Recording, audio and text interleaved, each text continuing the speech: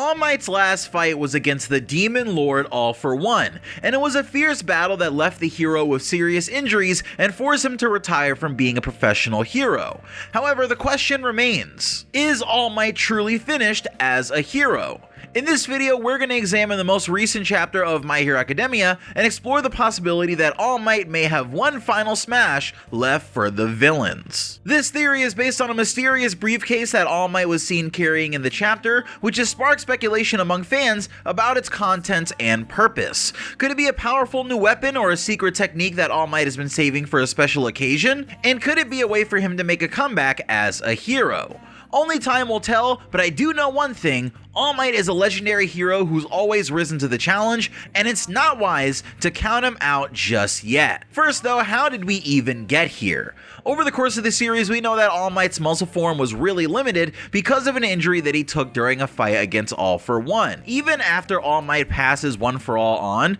he manages to use the embers of One For All that are still in his body to win the fight against All For One in the Kamino Ward arc, in a long battle between the two that shocked all of Japan and eventually caused them to put up a statue of the legendary hero that we see in various situations throughout the rest of the series. But after that, does All Might just completely give up on being a hero? I don't think so. After the events of the All For One fight, as All Might began to heal, a smaller plot point that many fans haven't noticed is that All Might immediately went back to training his body. When Deku wants to talk to All Might during season 4 to discuss what Night Eye told him about Mirio, we see that All Might is jogging and doing some conditioning, getting his body back in shape. Horikoshi is really sneaky sometimes with his foreshadowing. He sprinkles it in sometimes in really small ways, but this isn't the last time that we saw All Might starting to get his groove back. During some training of Deku in the forest alone, Deku is practicing his Air Force techniques, and suddenly one of Mei Hatsume's high-speed flying support items flies towards the two of them, but All Might quickly spots it and snatches it out of the sky, catching it and showing that his hand-eye coordination is still on point. We don't see All Might training all that much more throughout the series, but there's also the moment right at the beginning of My Villain Academia. Todoroki and Bakugo have to get involved as some villains are running around right after the two heroes got their license, and there's a scene where a streetlight is gonna fall on a girl who All Might runs and grabs. But the important thing to note here is that All Might isn't actually the one who saved her, as Bakugo was there a moment before All Might and actually blew the falling streetlight away, which possibly touches on the theme of the torch having already been passed on to the next generation, but it shows us that All Might is still trying to be a hero even at this point. He isn't taking his quirklessness as defeat, at least not yet.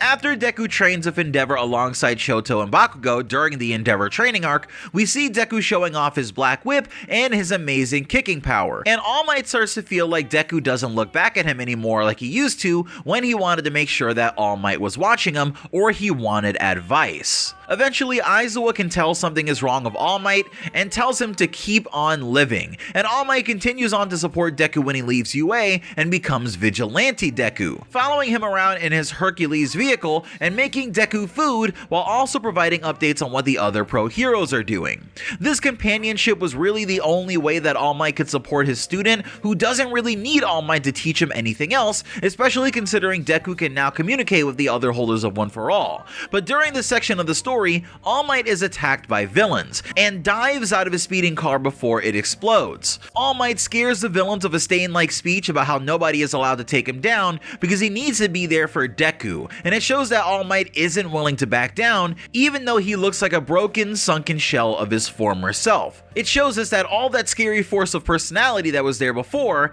is still in there. And that brings us to the most recent arc of My Hero, where All Might is inside of the UA Control Center alongside Tsukauchi, La Brava, and the police. But things have begun to go very badly for the heroes, with Twice clones taking Aizawa out of the fight. So Deku is in a desperate situation without any help, and coincidentally, in a chapter where we see several characters rejoining the fight on Deku's behalf, All Might is seen with a mysterious briefcase leaving the command center, with the only possible place for him to go being a battlefield where Deku and Shigaraki are having a conversation now that Shigaraki's personality is finally back. And at the same time, Twice clones are keeping the other heroes out of the fight as Kurogiri lingers, possibly waiting for All For One to get within range. So with All Might heading out to this battlefield with a suitcase in hand, what could his plan possibly be? Again, Shigaraki's personality is back for the moment, so that makes me wonder if, just like Deku, All Might wants to talk to Shigaraki. Shigaraki is his master's grandson, and more than anything, Shigaraki holds a grudge against All Might and everyone else for not saving him when he needed them,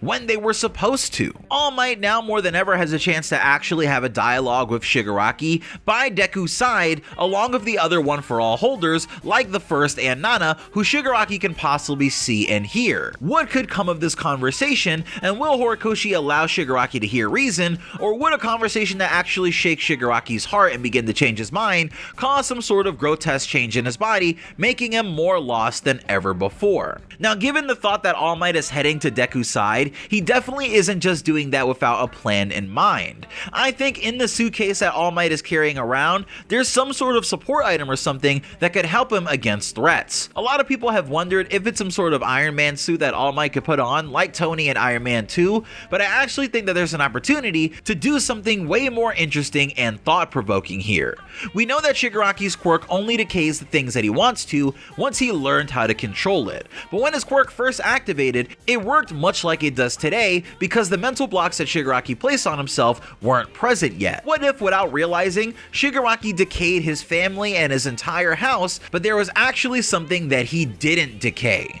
We've seen with Shigaraki that a flashback actually began with him in his house that is meant to take place over many chapters, where he says it all began in that house that denied me. I think this flashback is going to be completed in a future chapter, and how sick would it be if in All Might's suitcase, instead of some sort of weapon or armor or something that would continue to separate Shigaraki and All Might, what if All Might actually had the photo of Nana and Kotaro that Shigaraki cherished more than anything else in that house, and actually showed it to Shigaraki? What if that's the only thing that survived the destruction of Shigaraki's home because he didn't decay it subconsciously, and All Might has managed to find this to show it to him? Given that the heroes now understand that Tenko can take control for a moment after Mirio caused Tenko to have an outburst about his childhood friends. So could Horikoshi really go for the emotional angle here with All Might and Shigaraki, and how effective would that be? Lastly, I think we can't ignore the elephant in the room. All For One is trying to make his way to UA, and the only ones who can really stop him are Hawks with no feathers left, Endeavor, and some UA students. All For One wants to reach Shigaraki to make him perfect, and I'm sure that part of his plan is actually transferring his consciousness and all of his quirks into Shigaraki somehow to make him the next All For One for real and finally take control of his body. But will he be able to do that? With All For One and Deku there, I definitely see All For One having a lot to say to the two of them, and we can actually get some really interesting reveals, but here's where I build on everything that I've said so far. We've seen All Might training his body. We've seen that his drive to be a hero is still there, and that he'd do anything for Deku's sake, with him saying that the day that something happens to Deku is the day that All Might dies. Well, now that Deku is in more danger than ever, could All Might actually have some sort of interesting support item in that briefcase that would enable him to act again? During the Vigilante Deku arc, we saw that All Might transformed very quickly to prove his identity to Stain, and Stain told him that no matter what, he's still a hero even if he doesn't look the same, just in a more psychotic way. So could All Might mimic what Deku did when he first got to UA and activate his muscle form right at the moment of impact like Deku did when he was throwing the ball in front of Aizawa? And if so, could we see one final smash from the hero against All For One or Shigaraki? Or could it just be much simpler, with All Might arriving to Deku's side as Deku needs help, and All Might's body moves on its own to run towards his student despite the fact that he's quirkless, in a parallel to the original scene where Deku runs to save Bakugo that we've seen done again by Katsuma in the Heroes Rising movie. And of course, the concept of your body moving on its own to save people has a lot of meaning in the series, so it would be nice to see All Might finally reach this point, but what if it isn't enough? Many fans have said that it would be better if All Might died during the original battle against All For One, but Horikoshi has a chance here to really hammer home All Might's death wasn't needed, or to finally bring things around to the point where All Might is finally gone, to show us that him surviving this song had a purpose and that there was a better way to end the hero. Now, I've had very mixed thoughts on whether or not I think All Might should die. I do think that at a certain point it does feel like he should be gone, but at the same time I like the idea of My Hero Academia being the series where the hero actually saves his mentor, right? It's a very common thing in hero origin stories that the mentor has to die, right? The mentor has to die for the hero to learn some sort of lesson, and I like how Horikoshi has kind of gone through the series of My Hero Academia, definitely with a lens of being a major comic book fan and being a major fan of the hero's journey, and I think that all the signs in this series have pointed to All Might dying. But another thing that this series is about is making the impossible possible, right? Turning fantasy into reality, and that by everyone working together, even the impossible can be possible if they all work together towards one goal, and you have Deku kind of spearheading that and using One for All to bring all of their wishes together to make something happen. So Deku has definitely told All Might that he's not going to let him die despite Night Eye's vision, and we have already seen Deku break one of Night Eye's visions before, so it is possible for Deku to potentially save All Might and be the one hero, the one main character who actually saved his mentor. So that's what I think, and next up we're going to be talking about how Lady Nagant has returned in My Hero Academia and everything having to do with the character and what I think she's going to be doing next up in this part of the series. Hit that like button if you enjoyed this video and try to get the video to 1,000 likes to help me with the algorithm, and hit that subscribe button to stay tuned for my next few videos. This is Pineapple, I'll see you guys later, peace.